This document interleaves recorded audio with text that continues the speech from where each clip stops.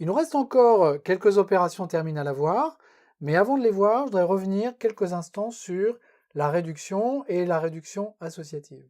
Parce qu'il y a quelque chose qu'on a laissé de côté. Tout à l'heure, on a appelé une méthode reduce. Et puis le deuxième paramètre, c'était juste l'opérateur binaire I1, I2 donne I1 plus I2. Et puis je vous ai dit, on va passer 0 en premier paramètre, et puis on expliquera pourquoi est-ce qu'on met ce 0 en premier paramètre après. Et bien le après, c'est maintenant. On va supposer qu'on a en fait deux tableaux à réduire qui sont A et B.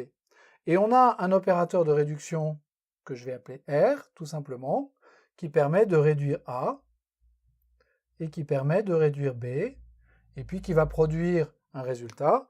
Si la réduction c'est la somme, ce résultat ce sera tout simplement un entier. Et puis ce que je voudrais, c'est en fait réduire un tableau C qui est égal à la réunion de A et de B. Et étant donné que mon opération de réduction est associative, je vais dire que la réduction de C qui est égale à la réduction de A union B, c'est aussi égal à la réduction de la réduction de A avec la réduction de B.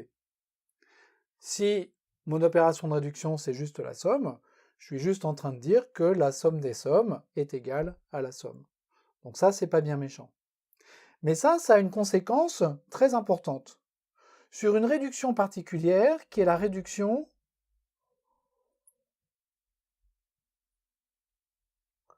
de l'ensemble vide.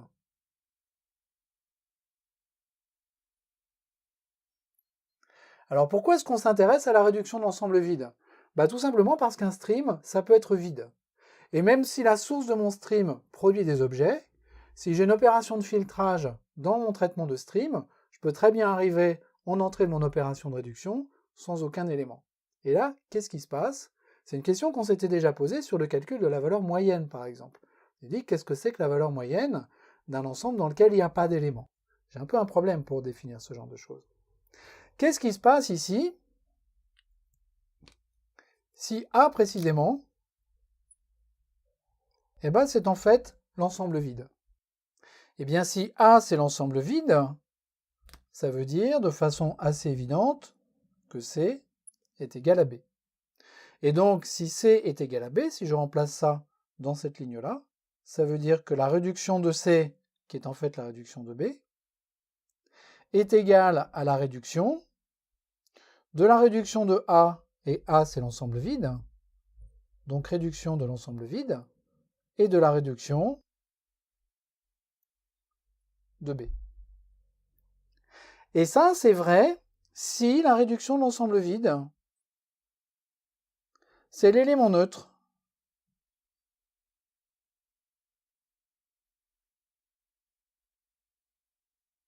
de l'opération de réduction. La réduction de l'ensemble vide doit être l'élément neutre de l'opération de réduction. Et en fait, ce 0 que je donne ici, si je lis la documentation de la méthode reduce, on me dit que c'est la valeur par défaut qui va être retournée si la méthode reduce est appelée sur un stream vide. Donc en fait, ce 0 ici, il faut que ce soit l'élément neutre de l'opération de réduction. Alors ça tombe bien parce que l'élément neutre de l'opération d'addition, c'est en fait 0, donc là, tout va bien. Et ça, c'est très important parce que dans l'implémentation de la méthode reduce, la méthode reduce, elle utilise le fait que cet élément est l'élément neutre de l'opération de réduction. Donc en fait, elle l'utilise comme premier élément pour amorcer la pompe sur la réduction de tous les éléments qu'il y a à réduire. Qu'est-ce qui se passe maintenant si j'ai une opération de réduction qui n'admet pas d'éléments neutres? Et les opérations de réduction qui n'admettent pas d'éléments neutres, j'en ai plusieurs. J'ai le min, j'ai le max, et j'ai l'opération de valeur moyenne. Ces opérations n'admettent pas d'éléments neutres. Et bien dans ce cas-là, la réduction